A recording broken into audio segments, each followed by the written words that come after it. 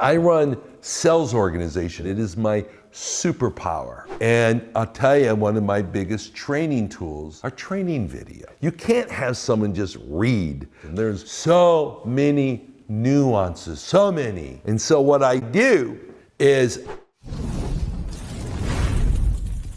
hey, Tom Cummins here. Let's talk about being a business person, okay? We're trying to escape, man. We're trying to get out. How do I build a better business? How do I build a better world? I'm trying to escape for the insanities that I find myself in my business. I'm building a business over in Italy, and my God, I am so trying to escape. But it doesn't mean I disappear. What it means is I get competent people who start holding positions inside my company, and they actually get the work done that needs to be done in that area of the company. That's how I escape from that little piece of insanity. They hold it in there, they handle it, and they make sure that it's taken care of. So now, here's a question. How do I know they're doing it right? If somebody comes in, they want a job, they look nice, they are polite, they seem intelligent, they seem willing,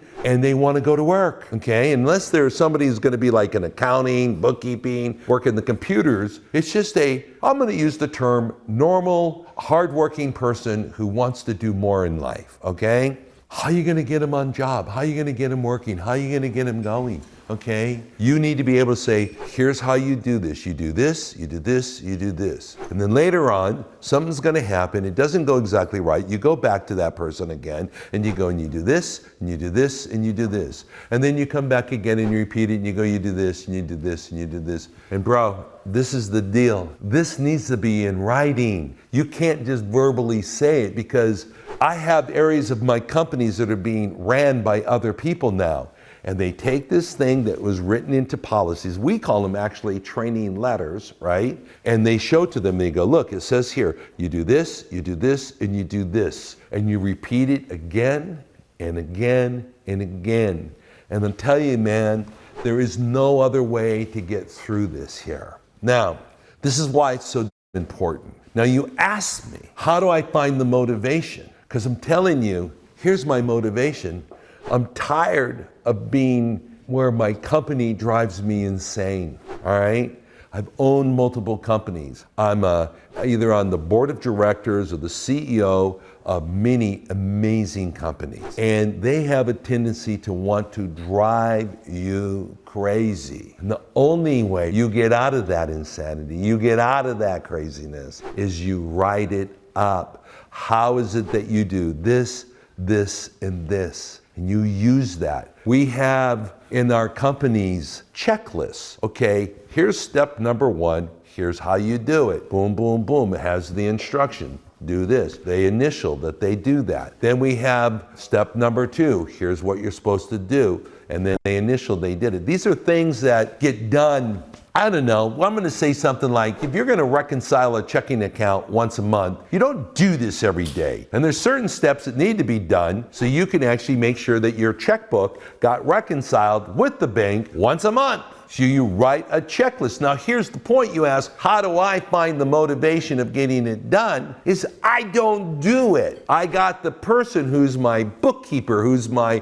accountant, my person who will actually reconcile the checkbook. I go, good. Write it up of how that you go about doing it and write this thing out. And then they bring that to me and I look at it and I see, does it look right? Does it look like it can be understood? Does it look like it's understandable? Now I actually have developed this into a science. I'll take that and I'll find someone I feel comfortable being around my checkbook and my accounting system and isn't the person who wrote this, and I'll give them this document of how you reconcile the checkbook. And I'll hand this to them and I say, now you do this, and we'll see, are they able to do it? I mean, I have a system that actually makes sure that they know how to go about doing it. A lot of the policies that we have are done on video. I run sales organization. It is my skill set. It is my superpower. This is what I'm able to do, is build these amazing sales organizations. And I do that. And I'll tell you, one of my biggest training tools are training video. You can't have someone just read how to be a successful salesperson. There's so many nuances, so many. And so what I do is I personally, because I'm the best salesperson in my company, I go into the training area and I have, like my company in Florida, there's this big, huge energy supply company. I have hundreds of salespeople to work with.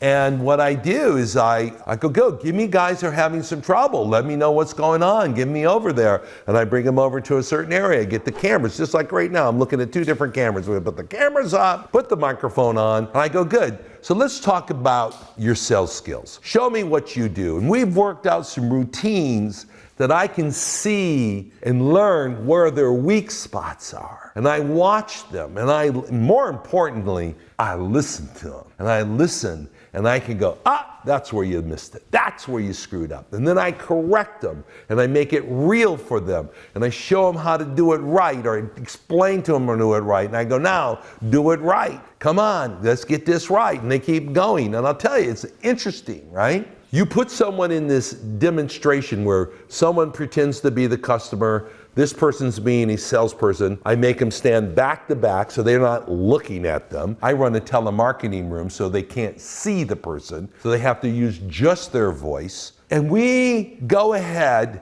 and we have them role play, one person being the customer, the other being the sales rep. And I'll tell you, when I said I can hear the problem, I'll ask the people in there, because I usually have 4 or 5 other salespersons listening with me, because they're learning too. And I go, did you hear that? And they go, yeah, I did.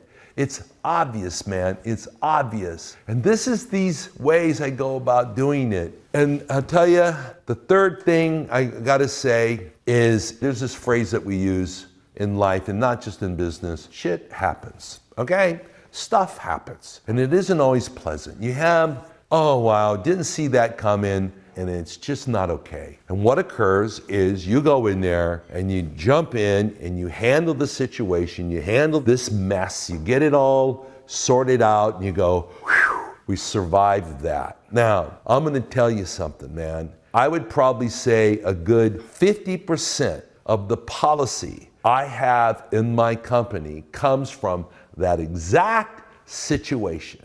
And there's this wise person who once said, when you have a situation like that occurs, you develop policy that will hereinafter detect and prevent that situation from occurring again. So you have to sit there and go, how did it happen? What should have been the indicators? How would we have seen it? How could we have monitored it? How could we have known? How could we blah, blah, blah. Okay? And they talk about locking the barn door once the cows got out, I mean, that's too late. You got to be, how do you be proactive about this? How do you move forward there? And this is the part, and I'm trying to think of some examples here, but we have hundreds and hundreds of these policies that were born from, had a situation, it was not pleasant, it cost me money, it was a pain in the neck, and we wrote up a policy. How do we prevent that from happening again? And this is how I've handled this insanity. This is how I've gotten other people to help run the various areas of their company. Like my sales department alone, this company does hundreds of millions of dollars a year. Now the people who actually get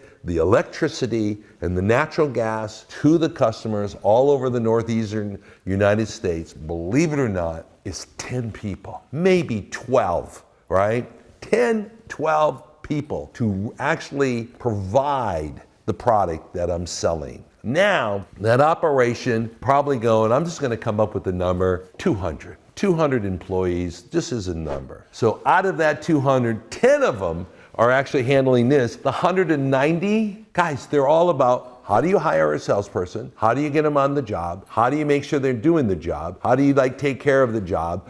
Probably I'd say 130 of them are actually salespeople. And it's this whole mechanism of how do I run that sales organization like an accordion. Have you ever seen an accordion, how they have the keys of the piano and all these other buttons? I don't know how the hell that damn thing works. But guys, this is the policy. How do you get that machine working? How do you run those 12 people in there who are delivering that through $300 million worth of electricity and gas? That's all ran by policy. That's what we do. And every time something comes up, didn't see that coming, we write a policy that will detect it.